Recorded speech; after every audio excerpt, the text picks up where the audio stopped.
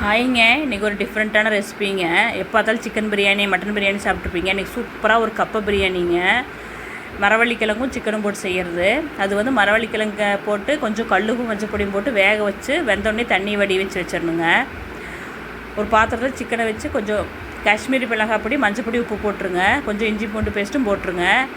நல்லா மிக்ஸ் பண்ணிவிட்டு கொஞ்சம் நேரம் வச்சிடணுங்க. பாத்திரத்தில் எண்ணெய் ஊற்றிடுங்க. 2 பெரிய வெங்காயம் போட்டு நல்லா வதக்கிடுங்க. உருளைக்கு வதங்கினே தக்காளி ஒன்று போட்டுருங்க.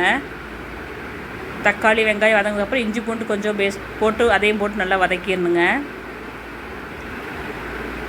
நம்ம மேரினேட் பண்ணி வச்சுருக்க சிக்கனை போட்டுடணுங்க. போட்டு அந்த எண்ணெயிலே ஒரு 2 நிமிஷம் வதக்கிடுங்க.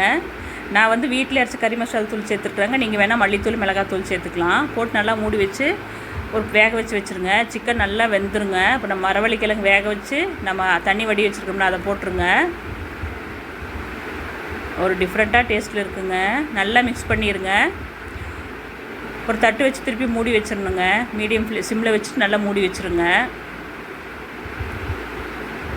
நல்லா 2 சேர்ந்து நல்லா வெந்து வந்துருச்சு. லாஸ்ட்டாக கொஞ்சம் மிளகுத்தூள் சேர்த்துக்கலாங்க. தேவைப்பட்டால் திருப்பி கொஞ்சம் எண்ணெய் ஊற்றி கடுகு தாளித்து கொஞ்சம் தேங்காய் திருவல் போட்டு மிக்ஸ் பண்ணலாம். நான் அது சேர்க்கலைங்க. நல்லா மிக்ஸ் பண்ணி எடுத்தால் சூப்பரான ஒரு டிஃப்ரெண்ட்டான டேஸ்ட்டில் ஒரு மரவள்ளிக்கிழங்கு கப்பை பிரியாணிங்க. இது நல்லா சூப்பராக ஒரு ஆனியன் ரைத்தா, தயிர், ஊறுகாயோடு வச்சு சாப்பிட்டா சூப்பராக இருக்குங்க. ட்ரை பண்ணுங்கள்.